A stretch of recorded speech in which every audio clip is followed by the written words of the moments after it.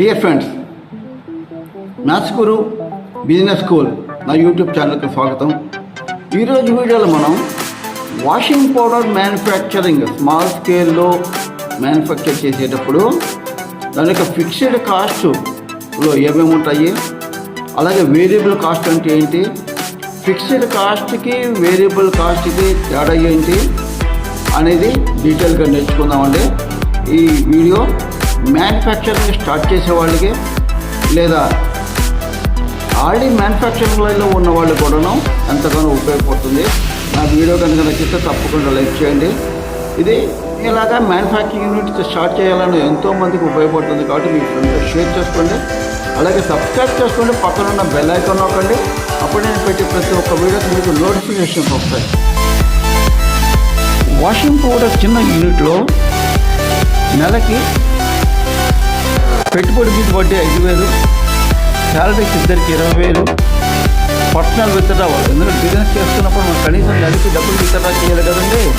దానికి 10,000, అద్దె 10,000, electricity 3,000, petrol ఖర్చులు 2,000, ట్రావెలింగ్ 2,000, శాంపుల్స్ ఫ్రీ శాంపుల్స్ ఇవ్వాల్సి వస్తుందండి మొదట్లో, దానికి 5,000, మిగిలిన ఎక్స్పెన్సెస్ 2,000, మొత్తం కలిపి 59,000. దీన్ని రౌండ్ ఫిగర్ చేసాము, 60,000 అవుతుంది. ఈ డీటెయిల్స్ నేను కిందటి వీడియోలో ఇచ్చానండి. ఈసారి మనం వాషింగ్ పౌడర్ ఇండస్ట్రీస్ మీద మాత్రమే మనం కాన్సన్ట్రేట్ చేద్దామండి. కానీ ఇది ఏ ఇండస్ట్రీకి అయినా సరే ఇది వర్తిస్తుంది, దాన్ని జాగ్రత్తగా మీరు గమనించండి. ఈరోజు బ్రేక్ ఈవెన్ గురించి తెలుసుకుందామండి. బ్రేక్ ఈవెన్ అంటే నో ప్రాఫిట్ నో లాస్. దాన్ని ఎలా క్యాలిక్యులేట్ చేయాలి? మనకి ఇక్కడ ఫిక్స్డ్ కాస్ట్ 60,000 పర్ మంత్, అంటే నెలకి మనకి అయ్యే ఖర్చు 60,000 అండి. మనం వ్యాపారం చేసినా చేయకపోయినా అమ్మినా అమ్మకపోయినా నెలకి 60,000 రూపాయలు మనకు ఖర్చు ఉంటుంది. దీన్ని ఫిక్స్డ్ కాస్ట్ అంటారు. ఇది మాత్రం మారదు. కానీ మనం ప్రొడక్షన్ చేసినప్పుడు వాషింగ్ పౌడర్ తయారు చేస్తూ ఉంటాము, అప్పుడు మనం రా మెటీరియల్ వాడుతూ ఉంటామండి. So raw material per KG ఎంత అవుతుంది అనేది క్యాలిక్యులేట్ చేద్దాము. మనం వాడే రా మెటీరియల్ యొక్క ఖర్చునే వేరియబుల్ కాస్ట్ అంటారు. అది ఎలాగో చూద్దాం. మనకి ఫిక్స్డ్ కాస్ట్ 60,000 అనుకున్నాము. అందులో నెలకి 25 రోజులు మాత్రమే వర్కింగ్ డే ఉంటుందండి. ఇప్పుడు ప్రొడక్షన్ పర్ డే అనేది క్యాలిక్యులేట్ చేద్దాం. మనకి ఒక రోజుకి ఎన్ని కేజీలు మనం ప్రొడ్యూస్ చేయగలము అనేది చూసి దాని ప్రకారంగా 1 కేజీకి ఎంత ఫిక్స్డ్ కాస్ట్ అవుతుంది అనేది ముందు క్యాలిక్యులేట్ చేద్దామండి. ప్రొడక్షన్ పర్ డే ఉదాహరణకి రోజుకి 100 కేజీలు అనుకుందామండి. మనం ఒక రోజుకి 100 కేజీలు ప్రొడ్యూస్ చేస్తున్నాం. లేదా రెండవది 200 కేజీలు పర్ డే, మూడవది 250 కేజీలు పర్ డే. 3 రకాల ఎగ్జాంపుల్స్ మనం తీసుకున్నాము. దీని ప్రకారంగా ఈ ప్రొడక్షన్ కాస్ట్ ఎలా మారుతుంది అనేది గమనిద్దాం. రోజుకి 100 కేజీలు అండి, 25 రోజులకి 2,500 కేజీలు. సో నెలకి మనకు అయ్యే fixed cost 60,000. So 60,000 divided by 2,500 సుమారు 24 రూపాయలు అవుతుందండి. అంటే రోజుకి 100 కేజీల చొప్పున మనం కనుక తయారు చేస్తే ఒక్కొక్క కేజీకి ఫిక్స్డ్ కాస్ట్ 24 రూపాయలు అవుతుందండి.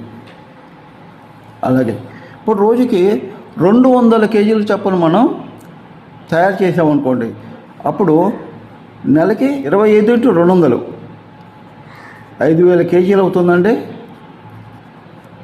ఇప్పుడు 60,000, ఎందుకంటే ఫిక్స్డ్ కాస్ట్ మాత్రం మారదండి, ముందుగానే చెప్పాను, బై 5,000 అంటే ఫిక్స్డ్ కాస్ట్ కేజీకే 12 రూపాయలు అవుతుందండి. అలా కాకుండా మనం రోజుకి 250 కేజీలు మనం ప్రొడ్యూస్ చేసామనుకోండి, అప్పుడు 25 రోజులకి 6,250 కేజీలు అవుతుందండి.